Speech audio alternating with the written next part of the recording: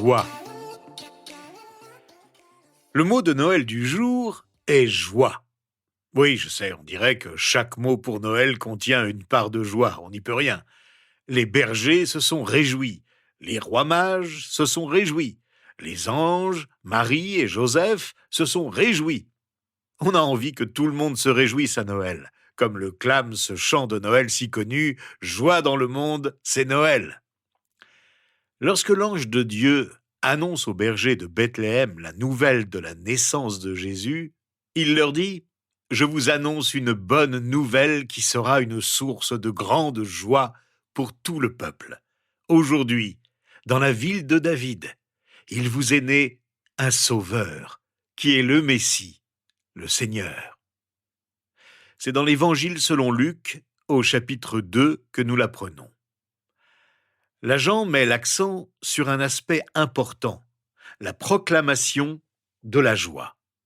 Marie et les bergers ont été saisis d'une grande frayeur lorsque l'ange leur est apparu. Mais cette frayeur s'est transformée en grande joie à l'écoute de la bonne nouvelle de la venue de leur Sauveur. La joie est une chose merveilleuse. Elle est un élément approprié de Noël. Je me demande si vous avez ressenti de la joie pendant cette période. Je ne parle pas d'activité, bien sûr. Il y a beaucoup d'activités, mais beaucoup la vivent sans joie. Je ne parle pas non plus de bonheur. Le bonheur est une chose merveilleuse à Noël. Faire les courses, décorer, recevoir, envoyer des cartes. Mais c'est une vertu du monde. Et comme toutes les vertus du monde, elle s'évanouit assez facilement. Beaucoup de non-chrétiens fêtent Noël, sans croire à l'histoire de Noël. D'ailleurs, beaucoup ne disent plus joyeux Noël, mais joyeuse fête. Le sentiment d'excitation et l'anticipation d'un événement sont liés aux circonstances. Lorsque les circonstances sont favorables, le sentiment de bonheur se manifeste. Mais lorsque la source de ce bonheur disparaît, ce sentiment de bonheur disparaît avec elle. Il n'en va pas de même pour la joie. La joie vient de Dieu. Elle est fondée sur ce que Dieu a fait, et elle est donnée aux chrétiens par Dieu et soutenue par Dieu. Rien ne détruit la joie, sauf le péché. Je désire ardemment cette joie pour vous. J'aimerais que vous fassiez l'expérience de la joie que Marie, Joseph et les bergers ont éprouvée le premier jour de Noël. Étaient-ils joyeux ? Bien sûr. Pourtant, leurs circonstances n'étaient pas favorables. Marie et Joseph étaient loin de chez eux, sans même une chambre à eux où Marie aurait pu donner naissance à l'enfant. Mais j'imagine que la joie de ce couple en cette occasion était la plus grande que le monde ait jamais connue. Pourquoi ? Parce qu'elle venait de Dieu et était centrée sur la naissance du Sauveur. Si vous connaissez cette joie, alors vous pouvez, comme les anges, continuer à rendre gloire à Dieu. Et vous pouvez posséder cette paix du cœur et de l'âme qui dépasse toute compréhension. Comment pouvons-nous vivre dans la joie du matin au soir ? L'apôtre Paul, dans sa première lettre aux Thessaloniciens, au chapitre 5, verset 16, nous demande ceci : « Soyez toujours joyeux ». Comment est-ce possible ? Eh bien, les croyants se réjouissent non seulement pendant les moments de bonheur passager, mais aussi pendant les périodes pénibles ou dans la souffrance.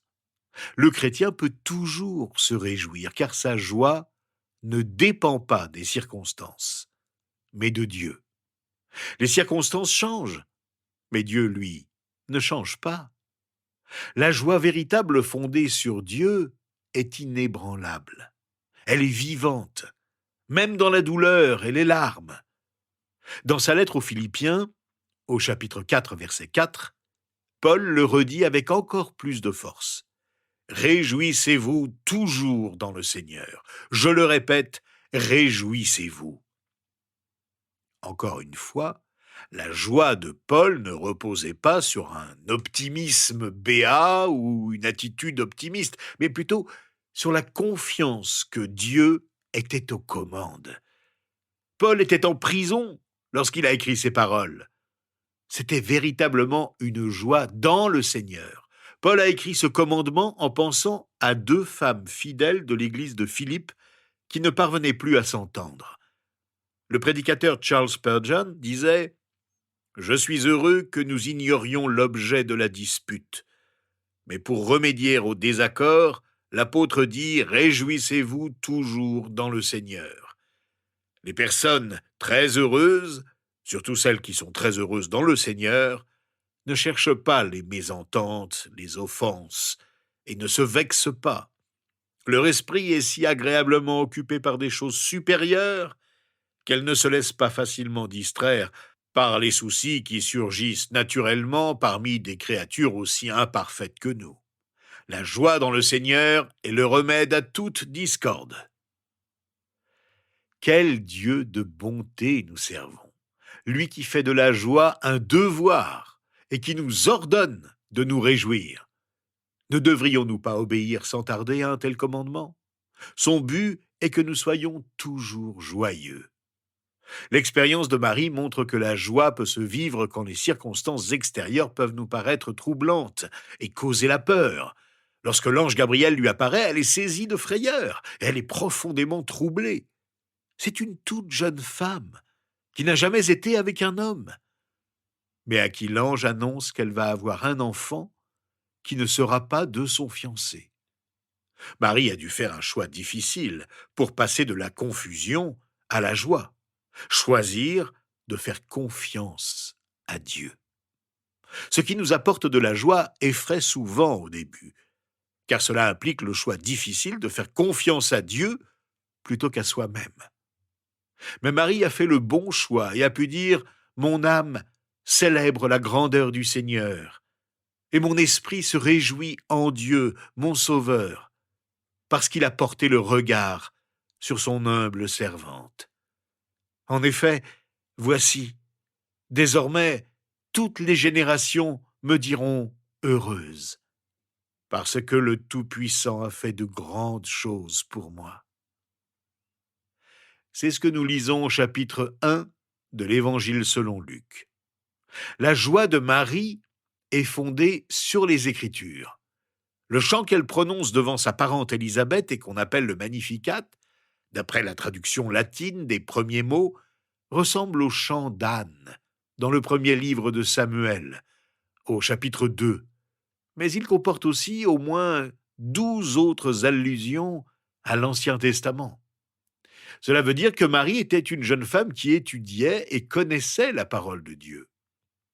Les Écritures étaient dans son cœur et transparaissaient dans son chant. Ce sont elles qui sont à la source de sa joie, et c'est en Dieu qu'elle se réjouit. Qui est Dieu pour elle? Eh bien, son Sauveur. Marie reconnaît qu'elle a besoin d'un Sauveur, et celui à qui elle va donner naissance est le Sauveur, le Messie que le peuple de Dieu attend.